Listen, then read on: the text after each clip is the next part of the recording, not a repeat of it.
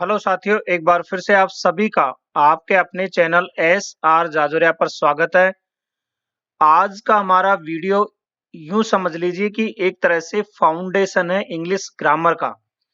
इसमें जितने भी वर्ब यूज होती है उस सबको मैं इसमें बताऊंगा। और यदि आप इस वीडियो को आखिरी तक देखते हैं तो आप यूं समझ लीजिए कि अपने आप को अंग्रेज की तरह फील करने लगोगे। जिस तरह से अंग्रेज अंग्रेजी बोलते हैं वैसे आप अपने आप को फील करने लगोगे। इंग्लिश की ये जड़ है, इंग्लिश की रूट है, यानी ये समझ लीजिए कि इंग्लिश की नींव है, इंग्लिश का ये फाउंडेशन है। इसलिए मैंने इसका नाम दिया है इंग्लिश ए लव स्टोरी। आप इसको देखिए, इससे प्यार कीजिए और आप अंग्रेज बन जाइए। कहने का मतलब ये।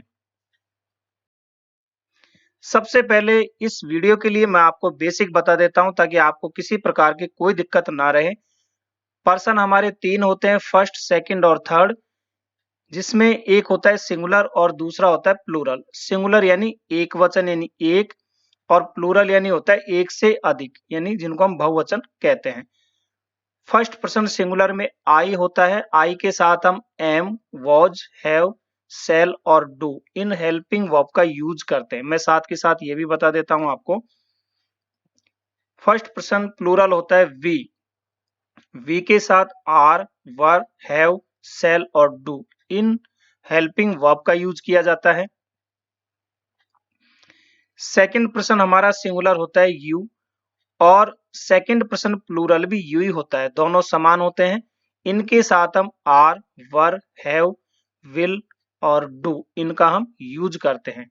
यहाँ पे सेल और विल से मतलब है कि इनके साथ जो भी आएगा वो भी इनके साथ ही होगा, चाहे सेल है हो चाहे सेल बी हो, विल बी या विल है हो। ठीक है। नेक्स्ट है थर्ड पर्सन सिंगुलर में ही, सी। ही हम मेल के लिए यूज करते हैं, सी फीमेल के लिए, इट और किसी का नाम हो सकता है लड़के का, या किसी लड़के का नाम हो सकता है। ये हमारे सिंगुलर है थर्ड पर्सन। इनके साथ हम इज, वॉज, विल, डज इनका हम यूज करते हैं। और प्लूरल में दे यानी एक से अधिक बहुवचन जो आते हैं, या फिर कोई जैसे द स्टूडेंट्स है, नंबर में है कोई ज्यादा संख्या में, तो वो भी प्लूरल में आते हैं। इनके साथ हम आर, वर, विल और डू इनका यूज करते हैं। तो यहाँ पे आपको किसी प्रकार का कोई कंफ्यूजन नहीं होना चाहिए। जैसे जैसे आगे देखेंगे आपको ये क्लियर हो जाएगा। एक यहाँ पे विशेष चीज है कि डिड और हैड और ये जितने भी मॉडल वर्ब है, इन सब में कोई चेंज नहीं होता, चाहे सब्जेक्ट हमारा कोई भी हो, सबके साथ ये इसी अवस्था में रहते हैं। जैसे डिड है, सब्जेक्ट हमारा कोई भी हो हम डिड का ही यूज करते हैं। हेड है, सब्जेक्ट हमारा कोई भी हो हम हेड का ही यूज करते हैं। क्लियर है यहाँ पे। अब आप इसका एक स्क्रीनशॉट ले लें ताकि आपको आगे दिक्कत ना आए। सबसे पहले आते हैं हम वर्ब टू बी, और वर्ब टू बी का हम सबसे पहले लेंगे प्रेजेंट, फिर पास्ट और फिर फ्यूचर में। वर्ब टू बी की प्रेजेंट फॉर्म होती है इज, एम, आर, और पास्ट फॉर्म होती है वाज, वर, और फ्यूचर फॉर्म होती है सेल बी और विल बी। इनका यूज किया जाता है। किस किस के साथ करना है ये मैं आपको पहले ही बता चुका हूं। इज का यूज हम किसके साथ करते हैं, थर्ड पर्सन सिंगुलर। एम का यूज हम आई के साथ और प्लूरल के साथ आर का यूज करेंगे। वैसे ही यहाँ सिंगुलर और आई के साथ हम वाज का यूज करते हैं, बाकी के साथ वर का। यहाँ पे आई और वी के साथ सेल का यूज किया जाता है, बाकी सभी के साथ विल का यूज किया जाता है। लेकिन मॉडर्न इंग्लिश में आजकल विल का ही यूज किया जाता है, लेकिन मैं आपको दोनों का बताऊंगा। अब यहाँ पे देखिए वह ईमानदार है।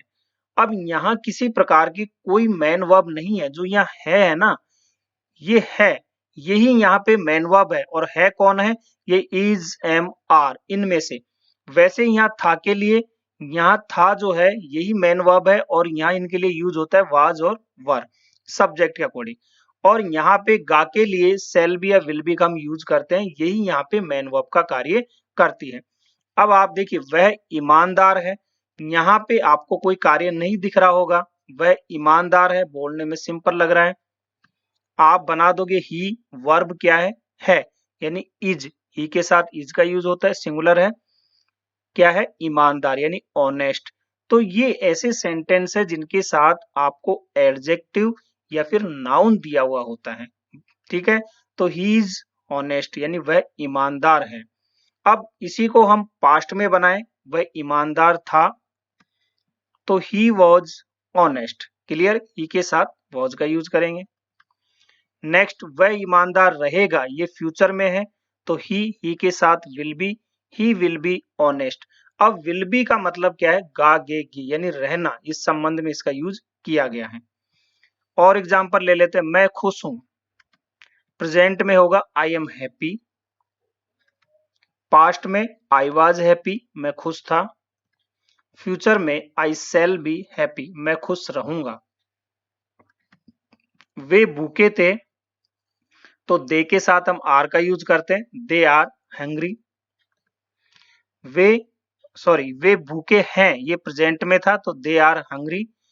वे भूखे थे, ये पास्ट में है, तो दे वर हंग्री। वे भूखे रहेंगे, दे विल बी हंग्री। तो ये वर्ब टू बी है, जिसका मैंने आपको प्रेजेंट, पास्ट और फ्यूचर तीनों यहाँ पे बता दिया है। यहाँ पे मतलब होता है कि कोई कार्य जो है सामान्य रूप से होना, जिसमें आपको किसी प्रकार की मेन वर्ब नहीं दी होती, जो लास्ट में ये है, था है या गा है, यही मान लीजिए कि यहाँ मेन वर्ब है। क्लियर है। अब वर्ब टू हैव का यूज हम किस सेंस में करते हैं, जैसे प्रेजेंट में हैज और हैव, पास्ट में हैड, फ्यूचर में शैल हैव और विल हैव। इसका यूज करते हैं वर्ब टू हैव का कोई चीज होना यानी अपने पास रखने के सेंस में किया जाता है कि मेरे पास कोई चीज है, यानी रखना, इस संबंध में, यानी वो मेरे पास है, मेरा अधिकार है, इस संबंध में यूज किया जाता है। जैसे मेरे पास एक कार है, तो मेरे पास है यानी मैंने एक कार रखी हुई है, तो यहाँ रखना इस सेंस में इसका यूज किया जाता है, होना या रखना, पास होना। तो मेरे पास एक कार है यानी स्वामित्व को दर्शाता है, पजेशन को दर्शाता है कि मैं उसका मालिक हूं, तो यहाँ वर्ब टू हैव का यूज किया जाता है। प्रेजेंट में हम हैज और हैव का यूज करते हैं सब्जेक्ट के अनुसार, सिंगुलर में हैज, प्लूरल में हैव। पास्ट में सभी के साथ हैड का यूज किया जाता है, और यहाँ फ्यूचर में आई और वी के साथ हम शैल हैव, बाकी के साथ विल हैव का यूज करते हैं। तो मेरे पास एक कार है यानी मैं इसका मालिक हूं, स्वामित्व यानी रखना इस सेंस में यूज किया जाता है। आप कैसे लिखोगे, आई के साथ हैव एक कार, तो हैव का मतलब क्या होता है, होना, रखना, स्वामित्व होना, पजेशन होना, कि मैं उसका मालिक हूं, इसका मतलब ये हुआ। तो आई हैव ए कार। यही सेंटेंस हम पास्ट में बनाए, मेरे पास एक कार थी, तो I had a car. I had a car, had का मतलब क्या है, यहाँ रखना। मेरे पास एक कार होगी, फ्यूचर की बात है, यानी मैं उसका मालिक होऊंगा फ्यूचर में, तो I shall have a car. Next, उसके पास एक मोबाइल है, ही हैज ए मोबाइल। उसके पास एक मोबाइल था, तो ही हैड ए मोबाइल। उसके पास एक मोबाइल होगा, तो he will have a mobile. तो इस तरह से होना, रखना, कोई चीज उसका अधिकार होना, अधिकाराना हक होना, उस सेंस के लिए हम वर्ब टू हैव का यूज करते हैं। तीनों टेंस में मैंने आपको बता दिया है। क्लियर है। यहाँ भी इनका यूज हम मेन वर्ब के रूप में करते हैं, इन सबका जो है मेन वर्ब के रूप में यूज हुआ है। नेक्स्ट, वर्ब टू हैव के साथ इंफिनिटिव, यानी अभी हमने देखा था वर्ब टू हैव, प्रेजेंट में हैज हैव, पास्ट में हैड, फ्यूचर में शैल हैव और विल हैव, इनके साथ इंफिनिटिव। इंफिनिटिव का मतलब होता है टू प्लस वर्ब की फर्स्ट फॉर्म। यहाँ इंफिनिटिव से पहले टू लगेगा, मतलब टू प्लस वर्ब की फर्स्ट फॉर्म। तो जैसे मुझे लिखना पड़ता है, मुझे लिखना पड़ा, मुझे लिखना पड़ेगा। अब यहाँ पे जो है verb to have plus infinitive क्या शो कर रहा है कि कोई चीज मुझे मजबूर होके करना पड़ता है, मैं बाध्य हूं उसके करने के लिए, मतलब वो मेरी आवश्यकता है। आप यूं समझ लीजिए कि ऑब्लिगेशन है, कंपल्सर है, आवश्यक है, नेसेसरी है वो करना, तो मुझे मजबूर होके करना पड़ता है, यानी मैं खुशी से नहीं कर रहा, बाध्य होके कर रहा हूं उसको। तो मुझे लिखना पड़ता है, मुझे लिखना पड़ता है। तो ये मेरी आवश्यकता हो सकती है या कोई बाध्यता है या फिर कोई आवश्यकता है या अनिवार्यता है। तो मुझे लिखना पड़ता है। आई के साथ हैव और फिर टू प्लस वर्ब की फर्स्ट फॉर्म। तो आई हैव टू राइट यानी मुझे लिखना पड़ता है।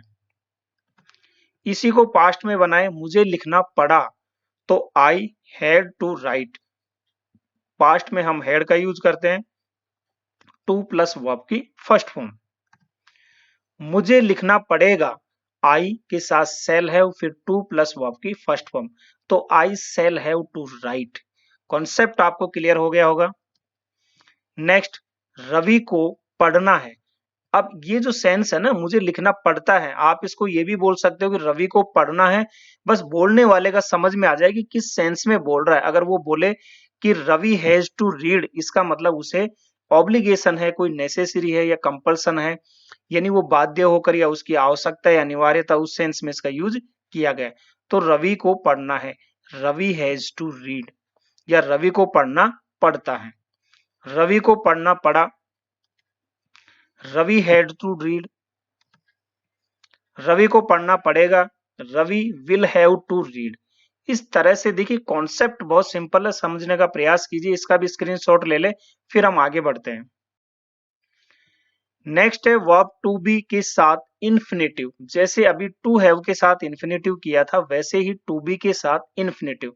और इसका मतलब क्या होता है, यहां भी हम प्रेजेंट में इज आर एम, पास्ट में वॉज वर और फ्यूचर में शैल बी और विल बी का यूज करते हैं।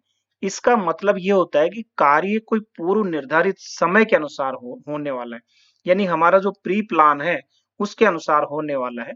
इस सेंस में यह यूज किया जाता है। जैसे रवि जाने वाला है, यानी उसका समय हो गया, अब वह जाने वाला है, उसका टाइम हो गया।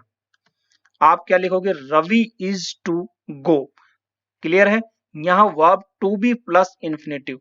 इससे पहले हमने देखा था ऐसा ही सेंटेंस कि रवि जाने वाला है या रवि पढ़ने वाला है, हमने लिखा रवि हैज टू गो।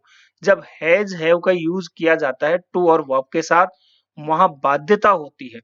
और यहाँ क्या है, प्री प्लान होता है, पूर्व निर्धारित कार्यक्रम के अनुसार कार्य होने वाला है। तो Ravi is to go, Ravi जाने वाला है या रवि जाने को है। हिंदी में बात एक ही थी, वहां भी यहाँ भी, लेकिन सेंस अलग हो गया। पास्ट में है रवि जाने वाला था, तो रवि वाज टू गो। किसी निर्धारित समय के अनुसार पास्ट में रवि जाने वाला था। फ्यूचर में रवि जाने वाला रहेगा, यानी एक प्री प्लान, फिक्स प्लान, पूर्व निर्धारित कार्यक्रम के अनुसार। तो Ravi will be to go.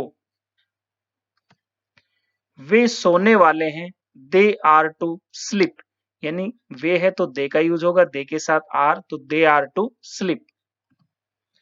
वे सोने वाले थे, दे वर टू स्लीप। वे सोने वाले रहेंगे, they will be to sleep.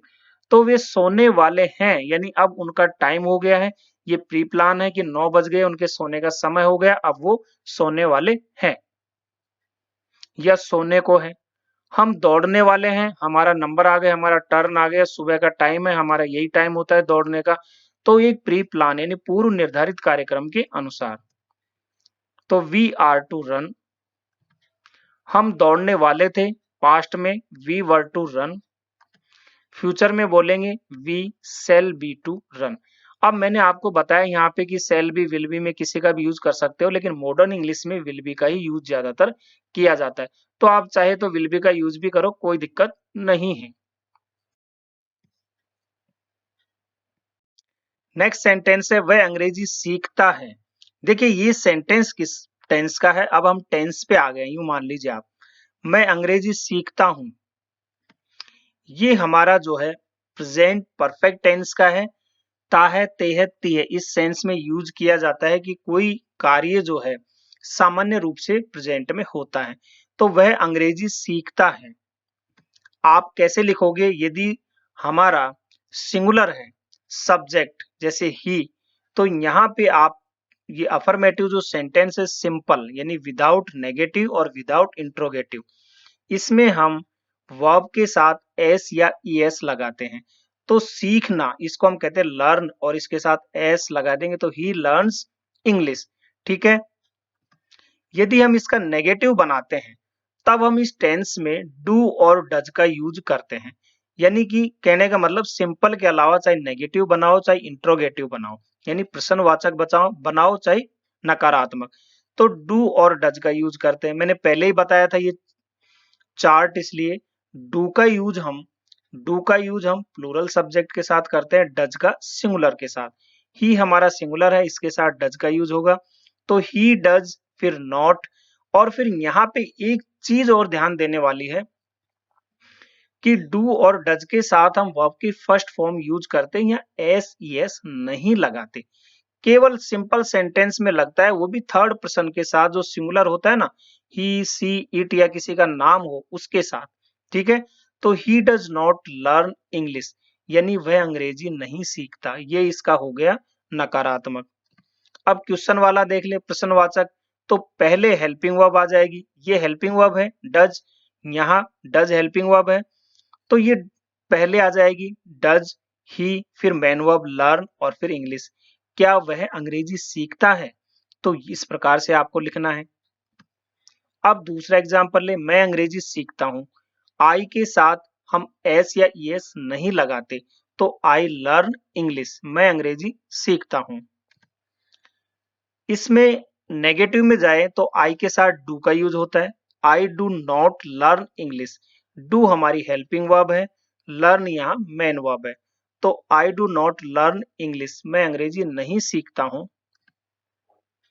यदि इसका इंट्रोगेटिव बनाए यानी प्रश्नवाचक, क्या मैं अंग्रेजी सीखता हूं, तो do I learn English, do यानी हेल्पिंग वर्ब, क्योंकि आई के साथ डू का यूज होगा इसलिए, यहाँ ही के साथ हमने डज का किया था। इसके बाद वर्ब की फर्स्ट फॉर्म लर्न और फिर इंग्लिश, यानी मैं अंग्रेजी सीखता हूं, तो ये हमारा इंट्रोगेटिव है, क्या मैं अंग्रेजी सीखता हूं। नेक्स्ट, प्रेजेंट कंटिन्यूअस, जिसमें इज एम आर के साथ वर्ब की फर्स्ट फॉर्म में आईएनजी यूज किया जाता है। अब ध्यान रखिएगा, हमने पहले वर्ब टू भी बताई थी, वहां इज एम आर का यूज किसमें किया था, मेन वर्ब के रूप में। यहाँ इज एम आर का यूज प्रेजेंट कंटिन्यूअस में हम करते हैं हेल्पिंग वर्ब के रूप में, मेन वर्ब हमारी ये होती है। क्लियर है? जैसे वह अंग्रेजी सीख रहा है, तो रहा है, रही है, रहे, आप सभी को पता है कि ये प्रेजेंट कंटिन्यूअस की पहचान है, कोई कार्य जारी है बोलते समय। तो वह अंग्रेजी सीख रहा है, ही के साथ इज, और वर्ब की फर्स्ट फॉर्म में आईएनजी, लर्न में I N G, learning English, he is learning English, वह अंग्रेजी सीख रहा है। तो इज क्या यहाँ हेल्पिंग वर्ब, और लर्न में ये क्या है यहाँ पे मेन वर्ब, यानी आईएनजी जुड़ा हुआ है लर्निंग, तो ये हमारी हुई मेन वर्ब यहाँ पे। क्लियर है? और टू बी वर्ब में इज एम आर क्या था, मेन वर्ब थी, क्योंकि वहां पे और कोई वर्ब नहीं थी इसलिए। इसका नेगेटिव बनाए, he is not learning English, वह अंग्रेजी नहीं सीख रहा, या इज ही लर्निंग इंग्लिश, क्या वह अंग्रेजी सीख रहा है, तो इज यानी हेल्पिंग वर्ब पहले आएगी, फिर सब्जेक्ट, फिर आपकी मेन वर्ब आएगी और फिर अदर वर्ड आ जाएंगे। इसी तरह दूसरा एग्जांपल है, मैं अंग्रेजी सीख रहा हूं, आई के साथ एम का यूज करेंगे, ये हमारी हेल्पिंग वर्ब है, आई एम लर्निंग इंग्लिश, वे अंग्रेजी सीख रहे हैं, तो दे, और दे के साथ आर का यूज होगा, दे आर लर्निंग इंग्लिश। तो मैंने आपको तीनों हेल्पिंग वर्ब के साथ यहाँ बता दिया है। ये कंप्लीट हुआ हमारा प्रेजेंट कंटिन्यूअस। नेक्स्ट आता है वह अंग्रेजी सीख चुका है, और आपको पता है कि प्रेजेंट में कोई कार्य पूर्ण हो चुका है, उसके लिए हम कौन सा टेंस यूज करते हैं, प्रेजेंट परफेक्ट। और प्रेजेंट परफेक्ट में हम जो हमारी हेल्पिंग वर्ब होती है वो कौन सी है, हैज या हैव, सिंगुलर के साथ हैज का और बाकी के साथ हम हैव का यूज करते हैं, आई के साथ भी हैव का यूज किया जाता है। और यहाँ वर्ब की थर्ड फॉर्म आती है, ध्यान रखिएगा, परफेक्ट जितने भी टेंस है उनके साथ वर्ब की थर्ड फॉर्म का यूज किया जाता है। वह अंग्रेजी सीख चुका है, तो ही के साथ हैज, फिर लर्न की third form learn, learn, learn, यानी सेकंड और थर्ड फॉर्म एक ही होती है, he has learn English. Clear है? He has not learn English यानी वह अंग्रेजी नहीं सीख चुका है। हैज ही लर्न इंग्लिश, क्या वह अंग्रेजी सीख चुका है? ये आपका हो गया इंट्रोगेटिव यानी प्रश्नवाचक, और ये हो गया नेगेटिव यानी नकारात्मक। मैं अंग्रेजी सीख चुका हूं। एक और एग्जांपल लें, आई हैव लर्न इंग्लिश। आई के साथ हम हैव का यूज करते हैं, वो आपकी थर्ड फॉर्म आएगी लर्न की, लर्न। वे अंग्रेजी सीख चुके हैं, तो यहाँ पे दे और दे के साथ भी have, they have learn English. इस तरह से देखिए कितने आसानी से आप सीखते जा रहे हैं, आपका कॉन्सेप्ट कैसे क्लियर होता जा रहा है। बिल्कुल मैंने कहा था कि जब आप इस वीडियो के एंड पे जाओगे तो अपने आप को यूं फील करोगे जैसे आप अंग्रेज हो, यानी अंग्रेज की तरह अंग्रेजी बोलना शुरू कर दोगे। नेक्स्ट, वह सुबह से अंग्रेजी सीख रहा है। अब देखिए यहाँ पे भी रहा है, रही है, रहे हैं, प्रेजेंट का मामला है, लेकिन समय प्लस से भी दिया हुआ है। किस समय से? तो यहाँ हम प्रेजेंट परफेक्ट एंड कंटिन्यूअस का यूज करते हैं, और जहां कंटिन्यूअस आता है वहां वर्ब में आईएनजी फॉर्म आती है। एक बात ध्यान रखना, मैंने कहा कि जहां सिंगल परफेक्ट आता है वहां वर्ब की थर्ड फॉर्म, लेकिन जहां कंटिन्यूअस आता है, चाहे परफेक्ट के साथ आओ चाहे सिंगल में, वहां कंटिन्यूअस ऊपर उसके ऊपर हैवी होता है, इसलिए हमेशा कंटिन्यूअस लग गया तो वर्ब की फर्स्ट फॉर्म में आईएनजी आना ही है। तो ये हो गया हमारा present perfect and continuous tense का। वह सुबह से अंग्रेजी सीख रहा है। ही के साथ has been, verb learning English. अब सुबह से क्या है, एक निश्चित टाइम, एक निर्धारित समय है, और इसके लिए हम सिंस का यूज करते हैं। फॉर, सिंस, फ्रॉम का यूज कहाँ किया जाता है, इसके ऊपर मैंने अलग से एक वीडियो बना रखा है, आप उसे देख लीजिए, आपके डाउट क्लियर हो जाएंगे। सिंस मॉर्निंग, क्लियर है? अगर ये ऐसे होता वह अंग्रेजी सीख रहा है, जब आप क्या लिखते, ही इज लर्निंग इंग्लिश, जब ये प्रेजेंट कंटिन्यूअस का होता, लेकिन यह समय भी दिया हुआ है तो सुबह से, तो आप यूज करोगे हैव बीन या हैज बीन में, तो ही के साथ हैज बीन का यूज किया जाता है। He has been learning English since morning. अगर इसका नेगेटिव बनाए तो ही हैज नॉट बीन, यानी हैज और बीन के बीच में नॉट लगेगा, फिर आपका वैसे के वैसे हो जाएगा, वह सुबह से अंग्रेजी नहीं सीख रहा है। फिर अगर ये इंट्रोगेटिव बनाए प्रश्नवाचक, तो पहले हैज या हैव जो भी आता है, फिर सब्जेक्ट, फिर बीन, ठीक है, फिर वैसे के वैसे आएगा, क्या वह सुबह से अंग्रेजी सीख रहा है। मैं 2 घंटे से अंग्रेजी सीख रहा हूं। अब आप इसको देखिए, आई के साथ have been learning English for 2 hours. यहाँ फॉर 2 आवर्स क्यों आया? क्योंकि 2 घंटे से, और 2 घंटा क्या है, एक अवधि को दिखा रहा है, एक ड्यूरेशन को दिखा रहा है, यानी कि ये टाइम ऑफ पीरियड को दिखा रहा है, इसलिए यहाँ फॉर का यूज होता है। मैंने पहले ही कहा कि फॉर सिंस का यूज किस प्रकार किया जाता है, इस पे अलग से वीडियो बना रखा है, आप उसे देख लीजिए। नेक्स्ट, उसने अंग्रेजी सीखी। अब देखिए ये टेंस हमारा जो है कौन सा है, पास्ट इंडेफिनेट का, यानी फ्यूचर में, पास्ट में कोई कार्य पूर्ण हो गया है, पूर्ण हो गया है, तो उसने अंग्रेजी सीखी या उसने अंग्रेजी सीखी थी, ठीक है, या था, थी, इस प्रकार से हम यूज करते हैं, या ये जो भी है, उसने अंग्रेजी सीखी। यहाँ पे क्या होता है, हमारा जो सिंपल सेंटेंस होता है, यहाँ वर्ब की सेकंड फॉर्म यूज होती है। और एक चीज बता दूं, मात्र एक ऐसा टेंस है ये ग्रामर में जिसके लिए सेकंड फॉर्म बनी हुई है वर्ब की। पास्ट इंडेफिनेट एक ऐसा टेंस है जिसके अफर्मेटिव यानी सिंपल सेंटेंस में वर्ब की सेकंड फॉर्म का यूज किया जाता है, और जो नेगेटिव इंट्रोगेटिव होती है वहां डिड के साथ वर्ब की फर्स्ट फॉर्म का यूज होता है, वहां सेकंड फॉर्म यूज नहीं होती। चलिए देखते कैसे। उसने अंग्रेजी सीखी, तो ही, अब यहाँ लर्न की सेकंड फॉर्म लर्न, और इंग्लिश, ये हमारा सिंपल सेंटेंस है, तो यहाँ सेकंड फॉर्म यूज होती है। अब इसका नकारात्मक बना दें कि he did not learn English, उसने अंग्रेजी नहीं सीखी, तो डिड के साथ ध्यान रखिएगा हमेशा वर्ब की फर्स्ट फॉर्म आती है, यहाँ आप सेकंड फॉर्म नहीं लगाओगे, सेकंड केवल सिंपल सेंटेंस में लगाओगे, पास्ट इंडेफिनेट में। और यदि नेगेटिव या इंट्रोगेटिव है तो डिड के साथ आप हमेशा वर्ब की फर्स्ट फॉर्म यूज होती है। तो he did not learn English, यानी उसने अंग्रेजी नहीं सीखी। डिड क्या यहाँ हेल्पिंग वर्ब, लर्न क्या यहाँ मेन वर्ब, यहाँ लर्न क्या है मेन वर्ब। अगर इसका हम इंट्रोगेटिव बनाए प्रश्नवाचक तो डिड पहले आएगा, डिड फिर subject, did he learn English, क्या उसने अंग्रेजी सीखी। क्लियर।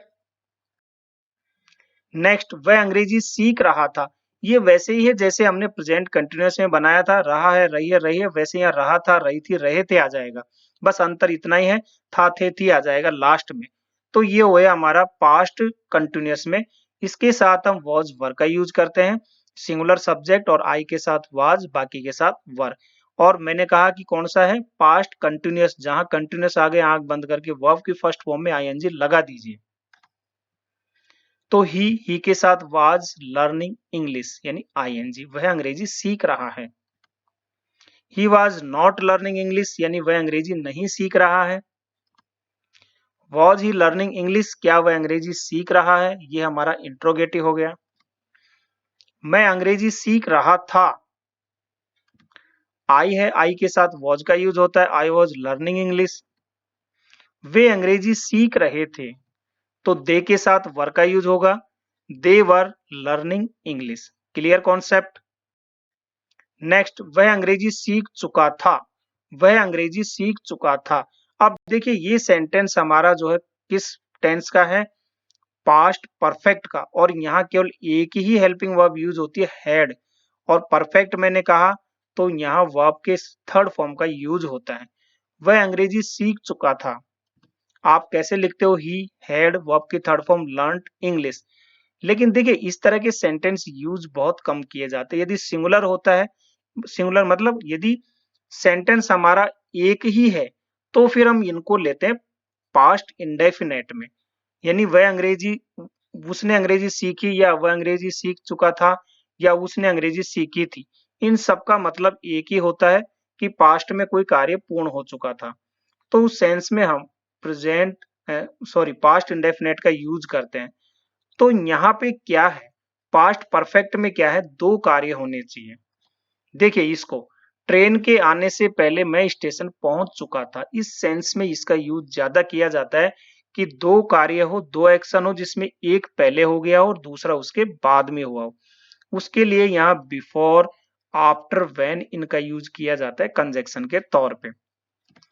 अब यहाँ पे जो काम पहले हुआ उसके लिए हम पास्ट परफेक्ट यानी हैड प्लस वर्ब की थर्ड फॉर्म यूज करेंगे, और जो काम बाद में होगा उसके लिए हम पास्ट इंडेफिनेट यानी वर्ब की सेकंड फॉर्म का यूज होगा। तो देखिए ट्रेन आने से पहले मैं स्टेशन पहुंच चुका था, तो पहला कार्य क्या हुआ, मेरा स्टेशन पहुंचना, उसके बाद ही आई ना ट्रेन। तो यहां लगेगा पास्ट परफेक्ट, बना दो, I had reach the station, I had और वर्ब की थर्ड फॉर्म, स्टेशन पहले यानी बिफोर से जुड़ा है। ट्रेन आने से, द ट्रेन अराइव्ड, तो ट्रेन और अराइव की सेकंड फॉर्म ट्रेन अराइव्ड यानी पास्ट इंडेफिनेट में। कॉन्सेप्ट आपका क्लियर हो गया होगा। नेक्स्ट, वह सुबह से अंग्रेजी सीख रहा था, देखिए ये वही है।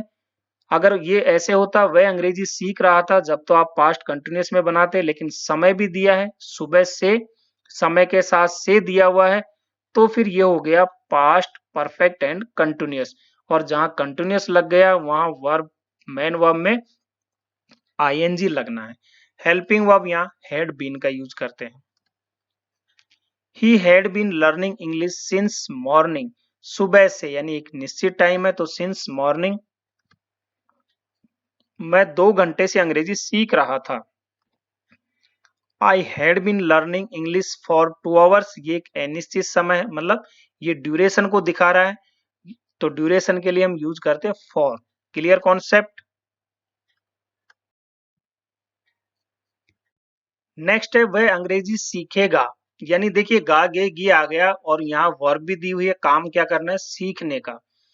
तो ये हमारा जो सेंटेंस है ये फ्यूचर इंडेफिनेट यानी सिंपल फ्यूचर का है, जिसके साथ हम सेल या विल का यूज करते हैं हेल्पिंग वर्ब, और मेन वर्ब की फर्स्ट फॉर्म का यूज किया जाता है। वह अंग्रेजी सीखेगा, ही के साथ हम विल का यूज करते हैं, वर्ब की first form learn English, he will learn English. इसका नेगेटिव देखिए, he will not learn English, वह अंग्रेजी नहीं सीखेगा। विल ही लर्न इंग्लिश, क्या वह अंग्रेजी सीखेगा? मैं अंग्रेजी सीखूंगा, तो आई और वी के साथ मैंने बताया हम सामान्यतः सेल का यूज करते हैं, लेकिन आप चाहे तो विल का भी कर सकते हैं, कोई दिक्कत नहीं। I shall learn English, I shall not learn English, मैं अंग्रेजी नहीं सीखूंगा। शैल आई लर्न इंग्लिश, क्या मैं अंग्रेजी सीखूंगा? नेक्स्ट, वह अंग्रेजी सीख रहा होगा या वह अंग्रेजी सीखता रहेगा। अब ये देखिए बात किसकी हो रही है, फ्यूचर की, आने वाले समय की हो रही है कि आने वाले समय में कोई कार्य जो है जारी रहेगा कुछ समय तक। वह अंग्रेजी सीख रहा होगा या वह अंग्रेजी सीखता रहेगा। तो यहाँ पे हम मेन वर्ब के रूप में, क्योंकि ये कौन सा हुआ हमारा फ्यूचर कंटिन्यूअस, तो कंटिन्यूअस आ गया यानी वर्ब में तो आईएनजी आना है। और यहाँ पे जो हेल्पिंग वर्ब है वो शैल बी और विल बी का यूज किया जाता है। ही के साथ will be, he will be learning English. He will not be learning English, वह अंग्रेजी नहीं सीख रहा होगा। Will he be learning English, क्या वह अंग्रेजी सीख रहा होगा? नेक्स्ट है, अगले महीने तक वह अंग्रेजी सीख चुका होगा या वह अंग्रेजी सीख चुकेगा। बात हो रही है फ्यूचर के लिए, फ्यूचर परफेक्ट का है, ये सीख चुकेगा तो उस सेंस में यूज करते हैं। परफेक्ट आया है, वर्ब की थर्ड फॉर्म है, हेल्पिंग वर्ब विल हैव और शैल हैव। ही के साथ विल हैव, वर्ब की third form learn English by next month, अगले महीने तक। तो फ्यूचर में इस तरह के सेंटेंस के लिए हम बाय का यूज करते हैं, बाय नेक्स्ट मंथ। दूसरे तरीके से डॉक्टर के आने से पहले मरीज मर चुकेगा, इस तरह के सेंटेंस भी बनाए जाते हैं। यहाँ फ्यूचर परफेक्ट में डॉक्टर के आने से पहले मरीज मर चुकेगा, तो यहाँ पहले कार्य कौन सा होगा, फ्यूचर परफेक्ट में होगा जो कार्य पहले हुआ कि डॉक्टर के आने से पहले मरीज मर चुकेगा। तो पहले कार्य क्या हो रहा है, मरीज का मरना, वो फ्यूचर परफेक्ट में बनेगा। और जो कार्य बाद में होगा वो प्रेजेंट इंडेफिनेट में बनेगा, ये ध्यान रखिएगा आप। तो यहाँ पे जो कार्य पहले हुआ मरीज का मरना, the patient will have died, will have और वर्ब की थर्ड फॉर्म पहले before the doctor comes, doctor comes, S या ई एस यानी एस लगा डॉक्टर के साथ, यानी प्रेजेंट इंडेफिनेट में बनाया गया है। क्लियर?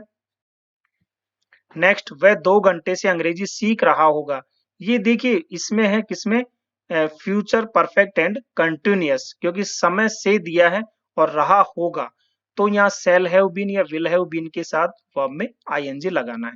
ये शैल हैव बीन या विल हैव बीन हमारी क्या है, हेल्पिंग वर्ब है और ये मेन वर्ब है। ही के साथ will have been learning English for 2 hours, 2 घंटे से है तो फॉर 2 आवर्स। मैं 2 बजे से अंग्रेजी सीख रहा होगा, मैं 2 बजे से अंग्रेजी सीख रहा होगा, फ्यूचर की बात हो रही है, तो I shall have been learning English from 2 o'clock, क्योंकि ये कैसा है, पॉइंट ऑफ टाइम यानी एक निश्चित समय है, तो यहाँ फ्रॉम का यूज हम करते हैं। एक चीज और मैं आपको बता देता हूँ, फ्यूचर टेंस में यानी फ्यूचर परफेक्ट एंड कंटिन्यूअस में निश्चित समय यानी पॉइंट ऑफ टाइम में सिंस के स्थान पर फ्रॉम का यूज किया जाता है, और इसके ऊपर मैंने अलग से वीडियो भी बना रखा है। क्लियर? नेक्स्ट आ जाइए, हमारी जो वर्ब आ जाती है मॉडल वर्ब।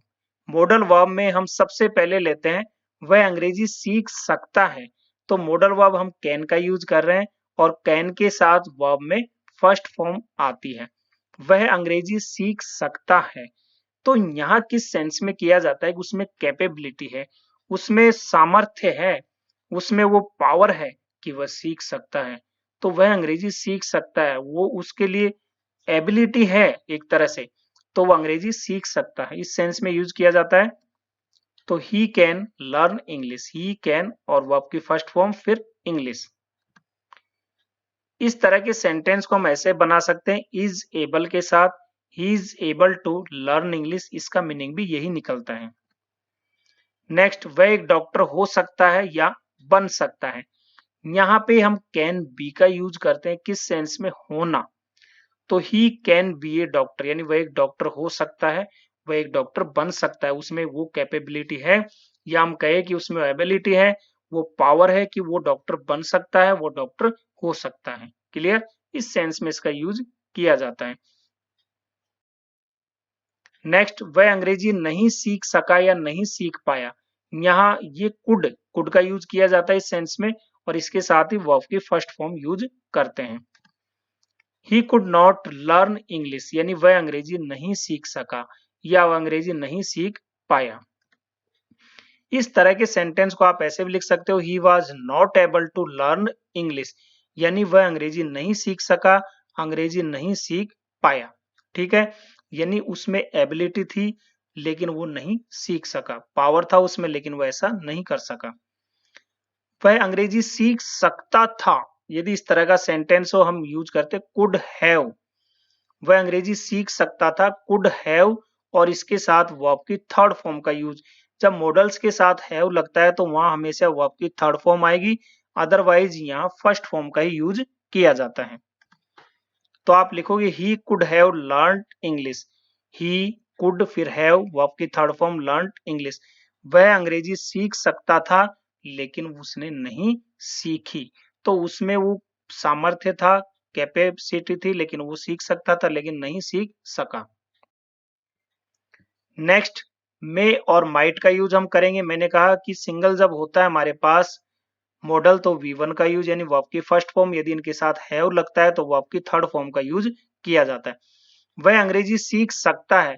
अब देखिए मे और माइट का यूज हम करते हैं पॉसिबिलिटी के लिए, संभावना के लिए। यदि पॉसिबिलिटी ज्यादा है तब तो हम मे का यूज करते हैं, और यदि किसी कार्य होने की संभावना बहुत कम है तब हम माइट का यूज करते हैं। क्लियर है? वह अंग्रेजी सीख सकता है, तो ऐसी संभावना है, वह सीख सकता है एक तरह से। अगर संभावना ज्यादा है तो आप मे का यूज करें, ही मे लर्न इंग्लिश। यदि कम है पॉसिबिलिटी तो he might learn English. Clear? वह अंग्रेजी सीख सकता था, यदि पास्ट में वह अंग्रेजी सीख सकता था, यहाँ पास्ट की पॉसिबिलिटी की बात हो रही है, पास्ट में संभावना थी, तो वहां भी यदि ज्यादा संभावना की बात थी तो मे, कम की थी तो माइट। तो ही मे हैव लर्न इंग्लिश या he might have learn English, लेकिन बात हो रही है पास्ट की, हैव जुड़ा हुआ है तो वर्ब की थर्ड फॉर्म आएगी। क्लियर? नेक्स्ट, उसे अंग्रेजी सीखनी चाहिए। देखिए यहाँ हम यूज करेंगे शुड, मस्ट, ought टू। मैंने कहा जब ये सिंगल आते हैं तो वर्ब की फर्स्ट फॉर्म, लेकिन इनके साथ हैव लगा हुआ तो वर्ब की थर्ड फॉर्म। सेंटेंस लिया, उसे अंग्रेजी सीखनी चाहिए, इस अवश्य को आप मत देखिए अभी। उसे अंग्रेजी सीखनी चाहिए, चाहिए यानी इस सेंस में हम यूज करते हैं शुड का भी, मस्ट का भी और ought टू का भी। देखिए, he should learn English, he must learn English, he ought to learn English. तीनों में क्या डिफरेंस है? शुड का मतलब होता है कि हमें अंग्रेजी सीखनी चाहिए, तो ये एक तरह से सिंपल एडवाइस होती है, यानी फ्री में सलाह दी जाती है जो दिन भर में हमें लोग इधर उधर के देते हैं, वो हम शुड का यूज कर लेते हैं कि ऐसा करना चाहिए। लेकिन अगर मैं कहूं कि उसे अवश्य अंग्रेजी सीखनी चाहिए, जब हमारी कोई बाध्यता हो जाए, तो आप मस्ट का यूज करो, ही मस्ट लर्न इंग्लिश, यानी उसे अवश्य अंग्रेजी सीखनी चाहिए। अब ought टू का यूज क्या करेंगे? यहाँ भी हिंदी में अर्थ तो यही होगा, उसे अंग्रेजी सीखनी चाहिए, लेकिन ought टू का मतलब होता है जब हमारे कोई नैतिक कर्तव्य हो, यानी हमारे मन से फीलिंग आए कि हाँ यार वास्तव में हमें अंग्रेजी सीखनी चाहिए। इस तरह का हम यूज कहाँ करते हैं? जैसे हमें बड़ों का आदर करना चाहिए, हमें शिक्षकों का सम्मान करना चाहिए, तो वहां ought टू का यूज करते हैं।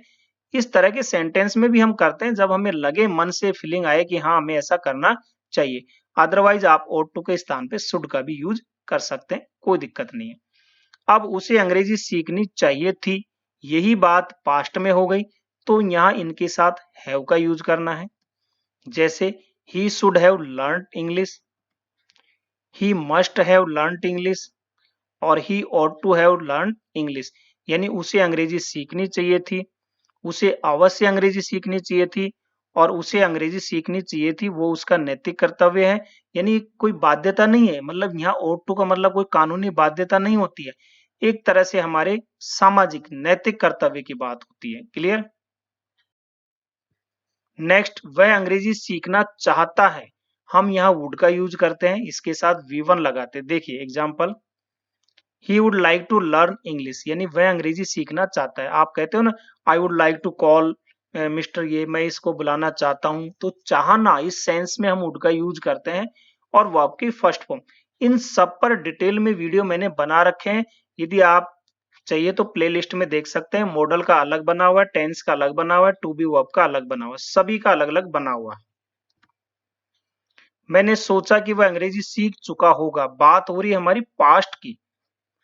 वुड हैव का यूज करते हैं पास्ट के लिए, तो I thought that he would have learn English. ठीक है, वर्ब की थर्ड फॉर्म, मैंने सोचा वह अंग्रेजी सीख चुका होगा। नेक्स्ट है यूज टू और वुड, इसका मतलब है वह अंग्रेजी सीखा करता था। देखिए यहाँ हैबिट की बात होती है, पास्ट की हैबिट को दर्शाया गया है कि पास्ट में ऐसा हुआ करता था, उस सेंस में हम यूज टू या वुड का यूज करते हैं। और यहाँ भी वर्ब की फर्स्ट फॉर्म का यूज होता है। जैसे ही यूज टू लर्न इंग्लिश, यानी वह अंग्रेजी सीखा करता था, या ही वुड लर्न इंग्लिश। लेकिन यूज टू का यूज कहाँ करते हैं, जब बराबर कोई आदत में कार्य हो, यानी वह बराबर सीखा करता था, और यदि कभी कभी सीखा करता था तब हम वुड का यूज करते हैं। ये डिफरेंस होता है। क्लियर। अब नेक्स्ट देखिए, उसे अंग्रेजी सीखने की जरूरत या आवश्यकता नहीं है। यहाँ मॉडल वर्ब नीड आ गया, इसके साथ वर्ब की फर्स्ट फॉर्म यूज करते हैं हम। उसे अंग्रेजी सीखने की जरूरत या आवश्यकता नहीं है। He need not learn English. Clear. और नेक्स्ट है, उसे अंग्रेजी सीखने की जरूरत या आवश्यकता नहीं थी, ये पास्ट में हो रही है बात, तो नीड हैव के साथ वर्ब की third form, he need not have learn English, verb की third form. Next dare, modal verb की बात हो रही है। उसे अंग्रेजी सीखने की हिम्मत नहीं है, उसे अंग्रेजी सीखने की हिम्मत नहीं है। He dare not learn English, V1 use किया। और उसे अंग्रेजी सीखने की हिम्मत नहीं थी या उसे अंग्रेजी सीखने की हिम्मत नहीं हुई, यहाँ हम डेड का यूज करते हैं और वर्ब की फर्स्ट फॉर्म इसके साथ यूज की जाती है। जैसे ही डेड नॉट लर्न इंग्लिश, ही डेड नॉट इंग्लिश। तो ये एक तरह से कॉन्सेप्ट मैंने आपको पूरा बता दिया, और आपको वास्तव में ऐसा फील हो रहा होगा कि हमने पूरी अंग्रेजी एक ही दिन में पढ़ ली। यानी आप ये मान के चलिए कि ये आपका एक तरह से गोल्डन वीडियो है, जब भी जरूरत पड़े इसे आप इसे बार बार देख सकते हैं। वीडियो पसंद आया हो तो इसे लाइक और शेयर जरूर करें, और यदि आप इस चैनल पे नए हैं तो इसे सब्सक्राइब करें। हंसते रहिए, मुस्कुराते रहिए, देखते रहिए आपका अपना चैनल SR जाजोरिया। धन्यवाद।